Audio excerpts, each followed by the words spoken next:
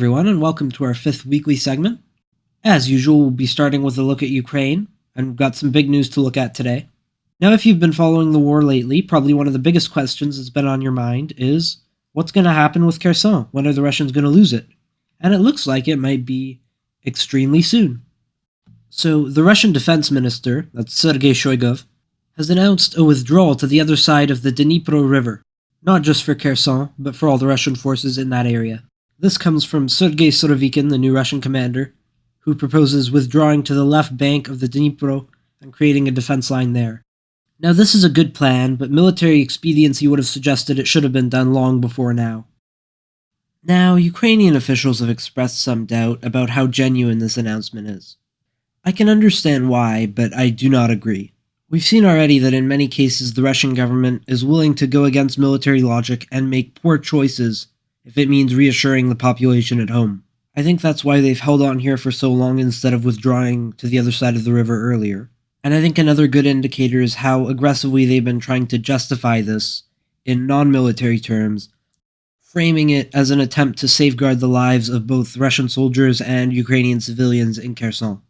So the bottom line is we should expect to see the Ukrainian flag flying over Kherson fairly soon. Now, one other thing I want to discuss, which is partially related, is peace negotiations going on right now between Armenia and Azerbaijan. The important thing isn't that they're happening because they probably won't lead to anything. The important thing is that they're being conducted by the United States and not by Russia. The significance of this is that it's another sign, and certainly not the first, of Russia's declining influence in the post-Soviet sphere. And going off that, I want to take a look at, and this is going to sound like a non sequitur, but bear with me, why Putin started this war. Now, if you follow public discourse, or spend a lot of time in spaces dedicated to talking about the war, you'll hear a lot of reasons.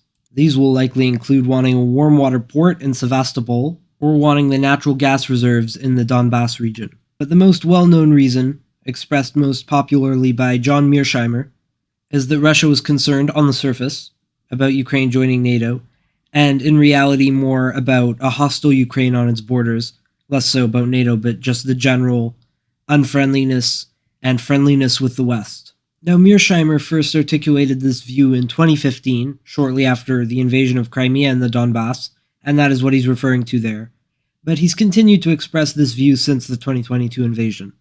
Now, I have a lot of issues with that lecture. I think there are a lot of mischaracterizations and problems in it, but he is partially correct. Now, I mean this only in the sense that the 2014 invasion was not about Crimea, or Sevastopol, or warm water ports, or the Donbass. It wasn't even about Ukraine, it was more about the West. So let's look back to 2013-2014. We have a paranoid leadership in Moscow looking at the Maidan, the revolution in Ukraine, and seeing what looks an awful lot like a country that's about to tear itself out of Russia's sphere of influence and move towards the West. Now they are not happy about this. So what do? They invade. And why are they doing this? There are two reasons. The first one is to improve Putin's popularity at home. It's a big domestic victory. People love him. He's very popular after taking Crimea. But the second, and the one that's more relevant here, is to destabilize the new government in Kiev. So in 2014, we see Russia take a geopolitical gamble driven by what Mearsheimer would describe as Russia's national interests. And we see it didn't quite succeed. They failed to destabilize the government in Ukraine. But it was a rational choice based on what we would understand as Russia's geopolitical interests in opposition to the West. Now let's look forward to 2022. Mearsheimer is still making the same argument. National interests, NATO expansion, Ukraine being too friendly with the West. And here is where we can see he is dead wrong. Now, if Russia was pursuing these interests as a rational actor, they would not be doing what they are doing now. Now, since February 22nd, as a result of Putin's actions, NATO has solidified, the Russian military has been exposed as a lot weaker than it claimed to be, and generally suffered a lot of damage, a lot of losses. Many Russians have died, and we're seeing now that their influence in their entire region has declined significantly, in the post-Soviet sphere especially. So Russia's continuing to fight the war, and their recommitment with the mobilization and the annexations does not make sense from a perspective of national interests and fear of NATO and Western expansion into their sphere of influence. Because as we've seen specifically with the point of losing influence to the West in their post-Soviet sphere, this invasion has made that problem worse.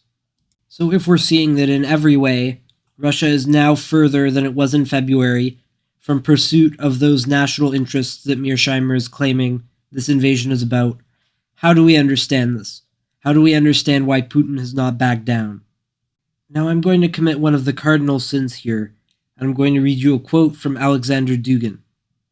This is a struggle to be or not to be or not to be Russia, because Russia as an independent culture, as an identity, as we ourselves, our mission today is called into question.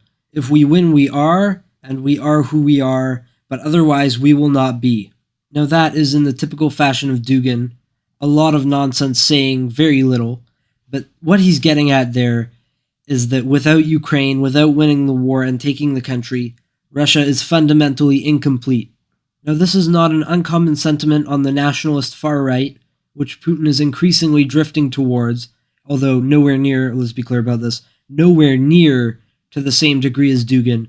But going back to 2021, Putin described Ukraine and Russia as, quote, essentially the same historical and spiritual space. Now let's skip forward to the eve of Putin's declaration of the special military operation, when he said that, quote, Ukraine is an inalienable part of our own history, culture, and spiritual space. So looking at this, we see a picture of Vladimir Putin, who sees Ukraine not as a country, not as an enemy, not as a potential ally to the West, but as a fundamental part of Russia, which has gotten away from the main country and needs to be reintegrated, reclaimed. So Mearsheimer's recent claim that you can find no evidence that Putin is an imperialist is just not accurate.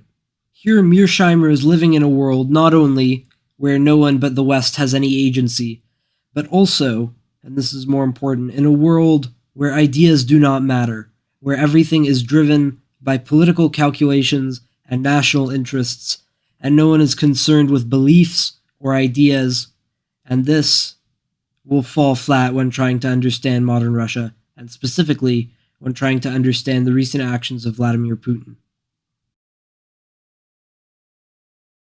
This has been our 6th weekly segment, and thank you for listening.